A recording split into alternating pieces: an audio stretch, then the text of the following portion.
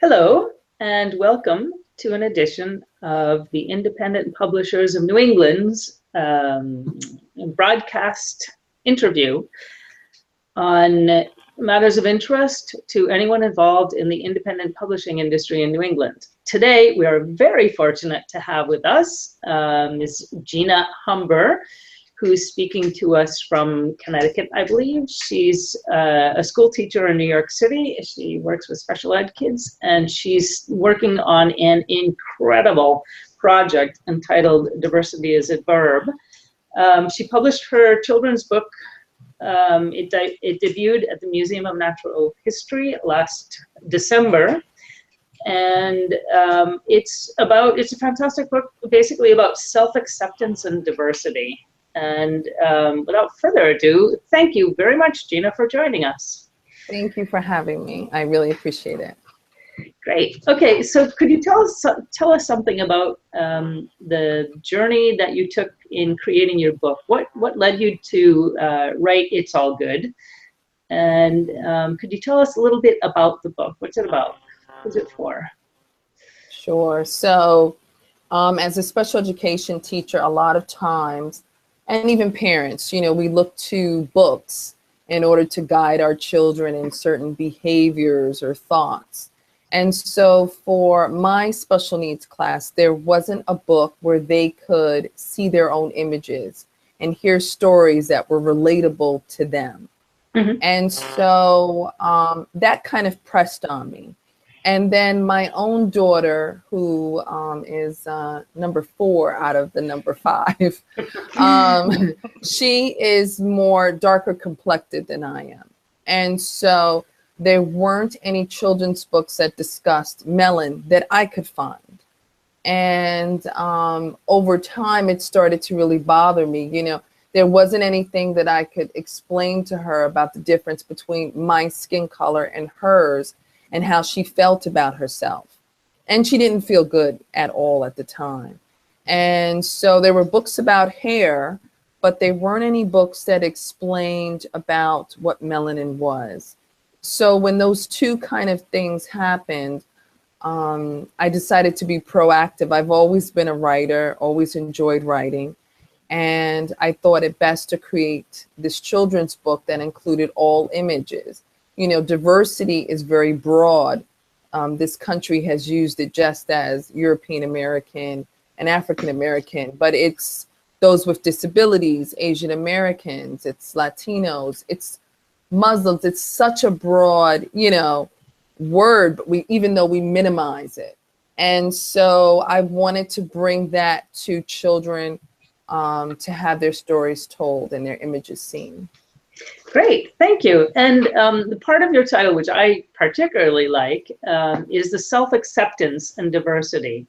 And part of the reason I like that is because I think that self-acceptance is something that's not often even considered. It's people are not even conscious of the importance of just accepting yourself for who you are.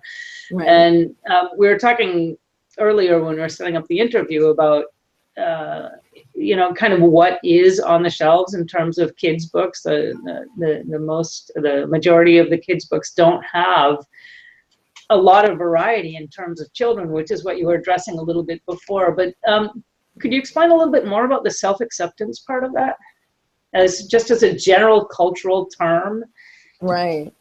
So what happens with other cultures is that there's an image of what's acceptable and what's beautiful, right? And so the image of what's acceptable and what is beautiful is normally blonde hair, blue eyes. Those are, models and the people that you see on the TV. So imagine now if you're a child who doesn't have blonde hair or blue eyes, how is your image then spoken about in a positive way to yourself? How do you see that as being powerful or being someone who's beautiful?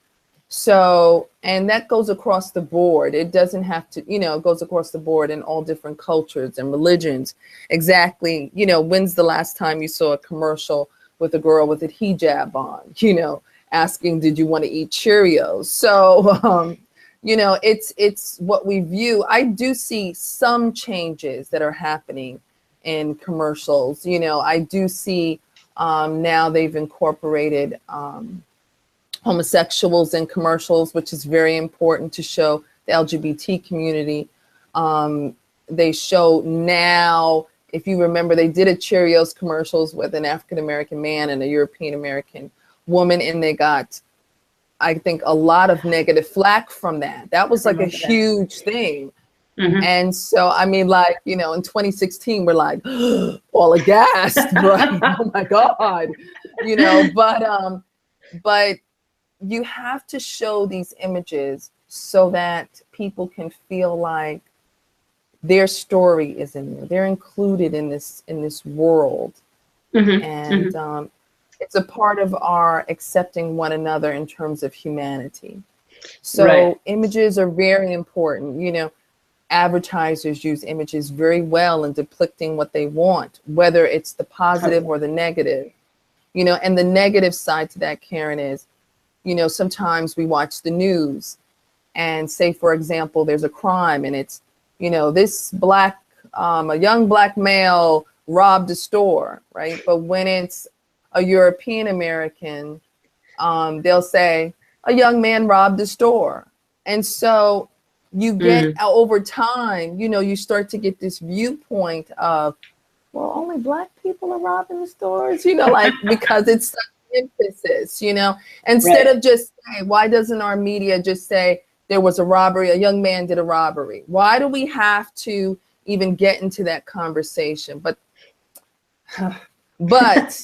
you know, but we do that, and we do that to create these images. So it's very important that children see themselves, hear their stories, know that they're accepted. And it's already statistic and proven that once you feel good about yourself, you can feel good about someone else. You know, it's that saying of hurt people hurt other people. So then if I feel good about myself, then I feel good about you, Karen. Oh, wow, how about that? Especially after long trials together with technology. That's particularly fun. Yeah, One of those bonding experiences. Absolutely, absolutely. Yeah, no, that's a fantastic point. And I found that myself as a teacher as well. The kids who were content with themselves and at peace with who they are and not trying to be who they thought someone else wanted them to be, but instead just saying like, hey, I'm me. They, as a general rule, they were just so much more fun and happy and never went out of their way to hurt people. So that's a great point. Okay, so and what about the journey towards publication of your book? How did you, like, what channels did you take when it came to deciding editors and designers and bookbinders and the rest of all of that, the copyright law? All of that. That's a great question. I have to say, like most authors, when you go out and you send your book out and you get rejections, rejections is a part of the process. But my rejections were very specific. I was told that my genre of the book wasn't really a need and that kind of thing, which authors will hear, right? But you've got to stand in the truth of what the story is that you have to say. There's a truth about what you're bringing forth as a writer that other people will connect with. So I believe in that enough. And I did the self-publishing route. And I chose to self-publish my book, which I actually love because I'm a control freak. So it allowed me to make decisions that that I probably wouldn't normally have made, and it put me in a position of power over my own writing and over how I wanted it to go down, you know, in terms of how people saw it, and that was very important. Okay, so we have a question now coming in from the audience. How do publishers bring these elements into their writing in a natural way?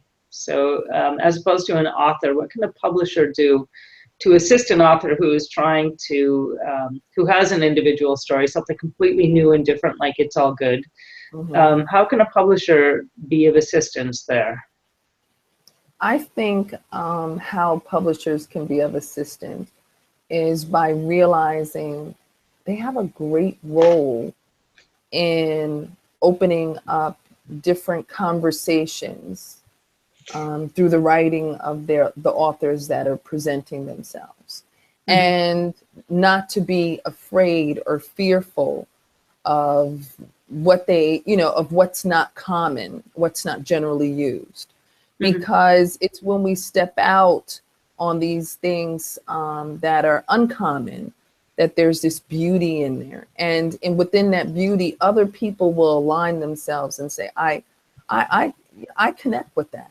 And so, publishers, I'm looking, I would say, for them to be fearless, for them to be fearless about the stories that are being told by, thousands of authors out here who have something to say that connects with other people.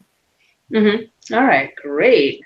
I just got a note, great answer. So thanks for that. Someone's quite happy. And how do you see the role of independent publishing today? How has it changed kind of the conversations which we're having as a nation? And Mhm. what potential has it got? I thought back in the day, it was kind of negative, right? The idea of self-publishing, because it sort of put that idea that you have somehow failed and you wasn't, but now self-publishing is like the best way to go, at least for me at this present time. Mm-hmm. Of course, if a publisher would like to, but but but I mean, it had, back in the day, it had a very negative connotation, but now you've got so many different sources and places in which to go to. I actually went to a great place. It wasn't in the United States, believe it or not, it was in Canada. And they helped me put the book together and printed it out, and it was great. So, but I see more and more and more people, especially at book events, who are self-published, just for the reasons that we spoke of, Mm-hmm. because of they didn't find anybody who at that time was willing to tell their story and step out on something unfamiliar. Right. Well, then when we're discussing the upcoming panel that's going to be taking place on Saturday, the 22nd in Portsmouth, New Hampshire, with the other two panelists, we were talking a little bit about courage and fear, and I thought that was just a fantastic and fascinating kind of approach to something that for me. Partially because I lived outside of this country for so many years, and I came back and I just realized that the dialogue about fear and courage is quite quiet here, and I think it's a Mhm. dialogue that needs to be brought to the fore of uh, what people need, or what it would be healthy for people to consider facing, and it just seems quite invisible. And I had a question. One of the questions that came up is, how can an author who lives a life which, to all intents and purposes, appears to be, a very relatively, what's the word? I'm not coming up with the vocabulary. Lucky life, comfortable life, and they would like to have characters who are from diverse backgrounds, but this Mhm. particular author themselves isn't from a diverse background. Right. So, for example, if there's someone from, I lived in Spain for a long time, so if a Spanish man was trying to write about an American woman, and they were basing it on me, I would certainly hope that they talked to me first. So, Right. what would you suggest to an author in terms of trying to write about a character that they don't know, or write from their perspective? How can someone conclude? Mm-hmm. I really love that idea of authors stepping out and writing about characters that they might be unfamiliar with in terms of culture or, some sort of identity. You gave a great example in itself. I mean, you get out and you meet people and you create, I would never say to watch it from media. I would never say, Yeah. Pick a show on whatever channel and figure out how Latinos live. I would say, to commit yourself into, of course, getting books about that person's culture and understanding the dimensions. Culture is so many layers. Right. There's not just one sort of, I'm speaking for myself now, there's not just one type of African American woman, right? There's so many different types, and you can't just pigeonhole us in one kind of thing. That's for anyone, right? So I think it's best that you go out, you speak to the people, you eat the food, you enjoy the music, or don't enjoy the music, or not like the food, but You make tried. the effort. Yeah, but make the effort to embrace something so that you can bring something to that character that people again will connect to. That's what it's really about, that the reader finds this connection with this character that they can authentically believe in. Like I can actually believe that they were cooking, arroz con pollo. I can actually smell the saffron or the curry of the food, or, I could actually feel it. And for you to do that, you've got to be open. And that's the beautiful thing I think about authors, Karen, is that most of us tend to be very feelers, tend to be sensitive. And so much so that we feel so much that it has to come out in our words. And those words travel into people's souls and minds. And so they give birth to ideas and people and situations. So, a really good author willing to step out on something that's foreign to them will definitely seek those avenues, outside of what they've been told.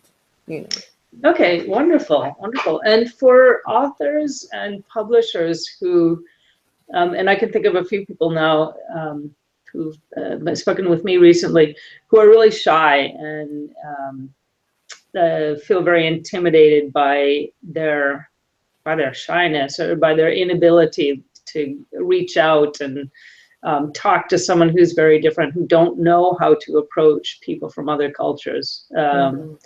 What would you suggest to them? How could they kind of enter into a world that's completely distinct from theirs so that they can write about it authentically? So they have these things now called Meetup, where you can kind of go and experience things. Even if you're shy, you can kind of lay back in the cut, so to speak, and kind of watch the dynamics of how people move. And I got that shy people may not necessarily, just go up to people, but you can definitely go to a restaurant, and you can definitely listen to a foreign movie in regard to, your research and how you do it. But ultimately, I think the best way to write a character with some depth is to open yourself to that experience. I mean, even in the book, It's All Good, when I wrote the perspective from the Asian American child, like I went and looked for names, that were Asian. So Yan and Chikako, are Asian names. And so, I mean, I didn't want them named like, Bill or, Right. or Tanya, that kind of thing. Not to say there are not any Bills and Tanya who are Asian. So please don't email me about that.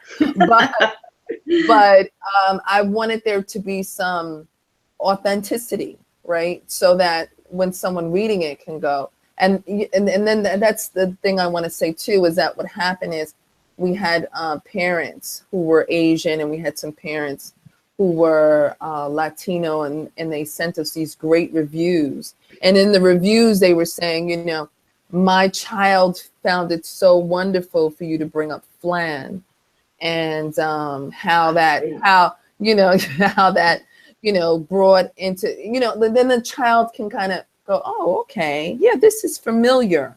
Yeah. And you can familiar. And then for those who didn't know about it, we put on their site a while ago, how to make flan. So it's that thing between the author and the reader, to find and do your research. You have to do your research in regard to names and dates and making sure things are accurate. Okay, great. And you have a wonderful website, which I recommend everybody look at, as well as following you on Twitter. I love following you on Twitter, Gina. Thank you. Well, it's fun. It lights up my life a little bit. It really does. Vice versa. So what do you have in mind for the future of It's All Good? What are you doing with the website and with the project in general? Oh, wow. What a great question.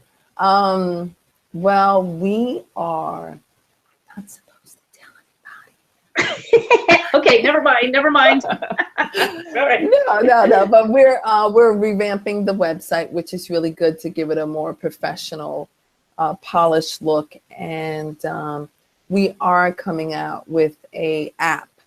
And so because I'm a teacher at my core, it's very important to set something up where, okay, so after the book is done, how could I go look up a recipe on flan and what that looks like for kids, and put how to write in Chinese, and we're doing all that to incorporate the cultures, especially during this kind of climate. We want to bring about diversity in this kind of way where it makes it easy, so someone who is shy can check things out. And diversity as a verb has been doing really well. As a matter of fact, we've been working with collaborating with some celebrities, so to speak, and making some changes as it relates to our laws. But we're in there, we're doing great things. So wow, that's fantastic. That's a seriously influential. I mean, how many children's books can make that claim to fame? That's wonderful. That's good. That's great. Thank you. Okay, we're now, excited. Yeah, I would imagine.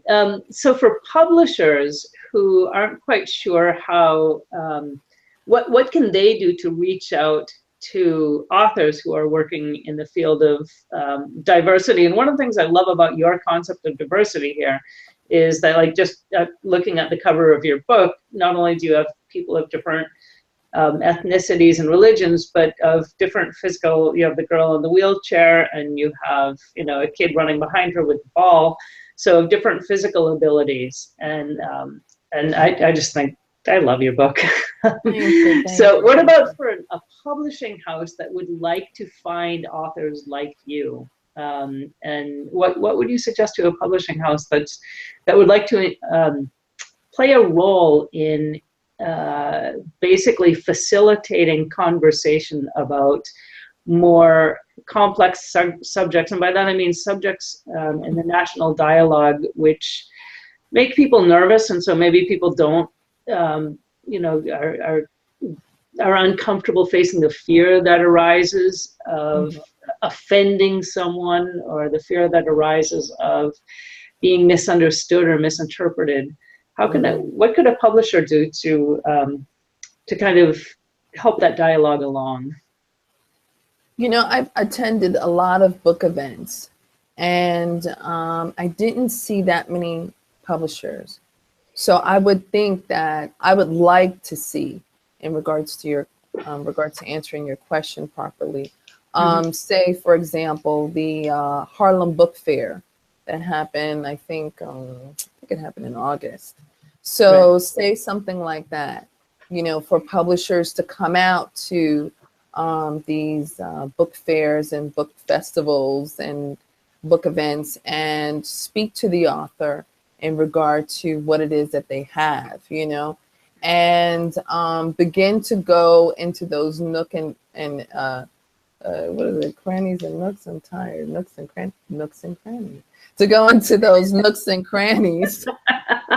It's late. Yeah. To go into those nooks and crannies where where authors are, and you can at any point in time see a book event going on, and but to go out that extra mile and go to the ones that aren't the big named ones that happen every year. Like, for example, I will be at one in Texas, the National African American Authors, right? So imagine if a publisher was to come to it's in Houston, Texas. So imagine if they were to come there and see a bevy of different authors and hear the stories, right? And so at the same time, that these type of conferences or these type of really well done book events have conferences going on and have workshops. Right.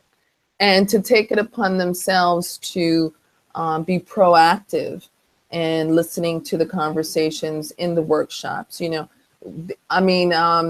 I really heard what you said in terms of people not wanting to, I guess, step on other people's toes, and we live in such a politically correct society.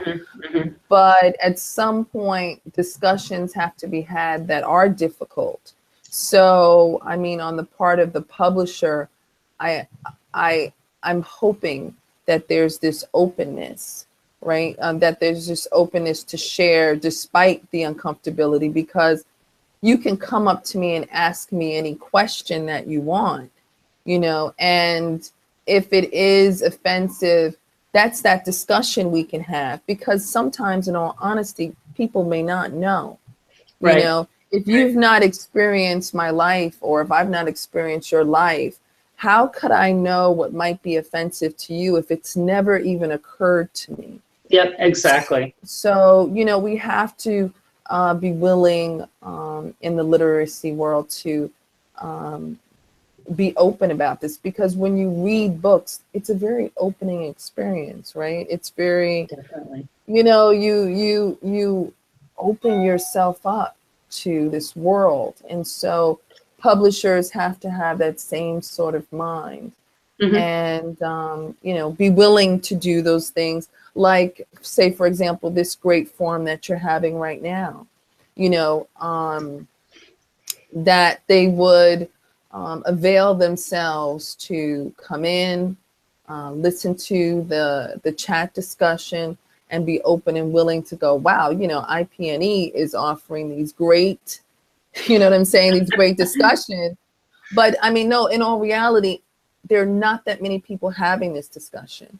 So especially at this time, and especially in this specific genre. So, IPNE is doing something that's phenomenal, and it's happening in New England, right? It's not, Yeah. I live in Connecticut. I love Connecticut.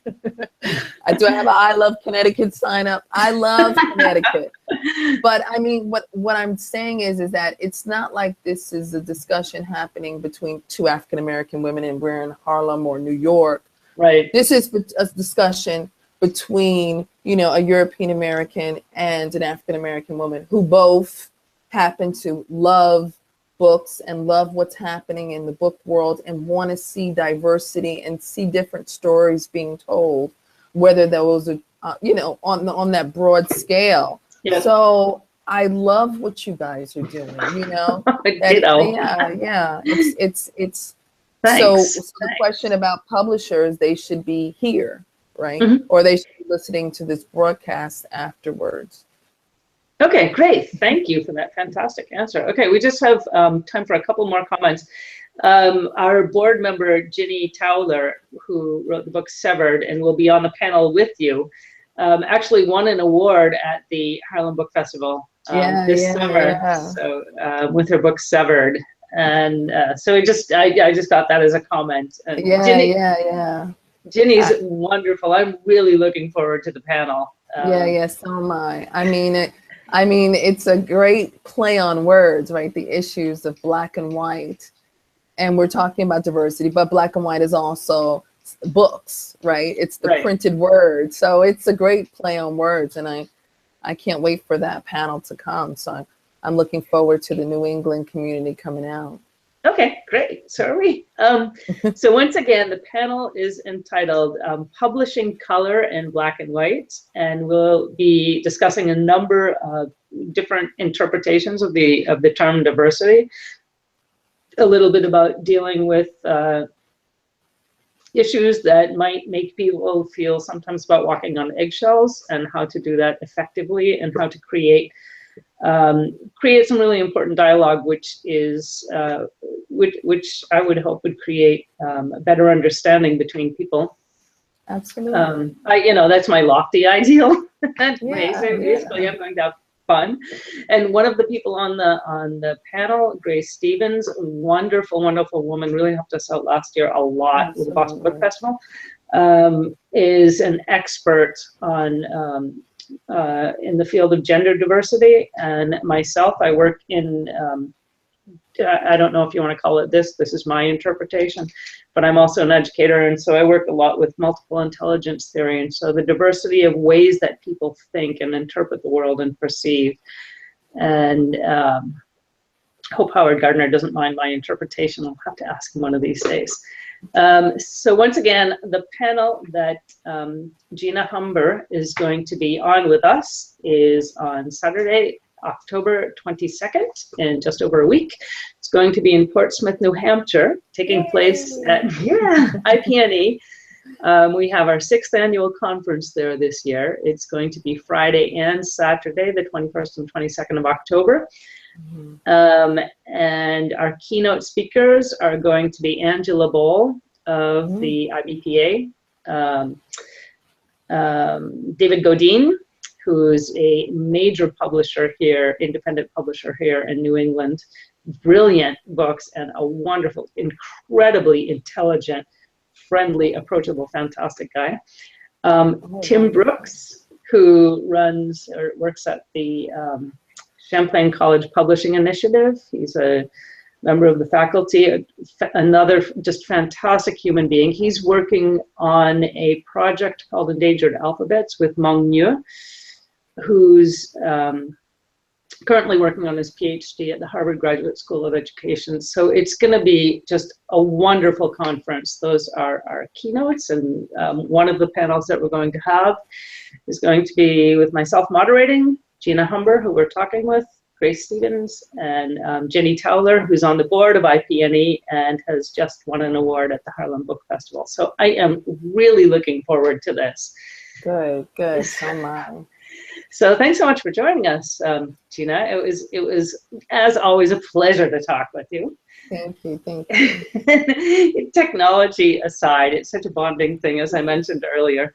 And we have here at IPNE, we have on Saturday, this coming Saturday, the 15th, in Copley Square, the Boston Book Festival. It's a brilliant event in the field of literature in New England. It's just incredible, amazing speakers, probably well over 100 booths of authors and publishers, and it's all outdoors, and we are New England, so we haven't had much rain over the summer, so we've all been praying for rain because it's a bit of a drought here and everything's really low, but not Saturday. Saturday we want sun. And following that is the New England Library Association's annual conference. That's going to be on Monday and Tuesday of next week. And the setup is on Sunday, so we'll be there on Sunday afternoon, evening, and then Monday and Tuesday is the conference itself.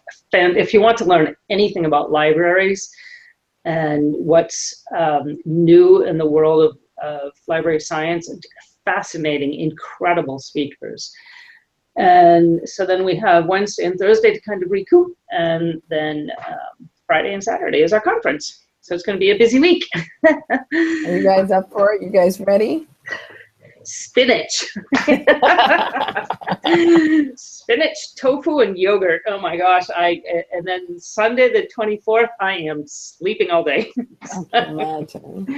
But I'm excited. I'm so excited. Oh, and Charlotte, our producer, Charlotte Pierce, our producer, makes amazing noodles that she puts, oh, what are those beans? She puts in mung beans and the new favorite high protein bean. Can't remember what it is, but her noodles are full of those beans. Yep. I saw something on the side. Edamame beans with ginger. Oh, yeah. I love those. Yeah, those are very good.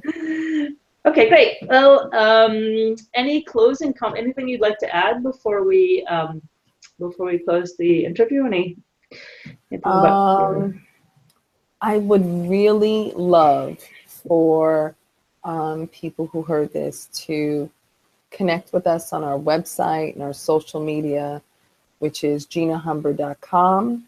Of course, purchase the book. If not for your own child, because your children are grown up, consider the library, consider a school. And we do virtual authors visits. I do virtual authors visits. So we've sold our book from the UK to Saudi Arabia. Let's see, in Spain.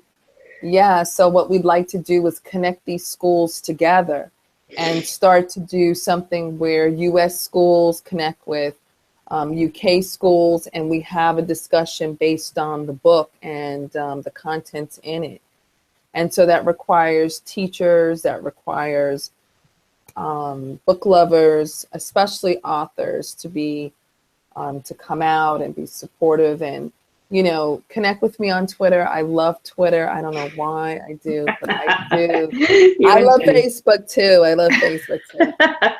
But I really love Twitter because people are, it's such a nice social tribe. So that's the best way, you know. Okay, great, cool. Well, thanks so much, Gina. It's really just been such a pleasure. And I'll see you in a couple of weeks. Well, 10 days, 9 days now. Something like that. Okay, cool. Great. We're signing off. Okay, right. Thank you, Charlotte, our producer, Charlotte Pierce. You're welcome. The ghost in the machine. The voice in the machine, yes. The ghost. From the red.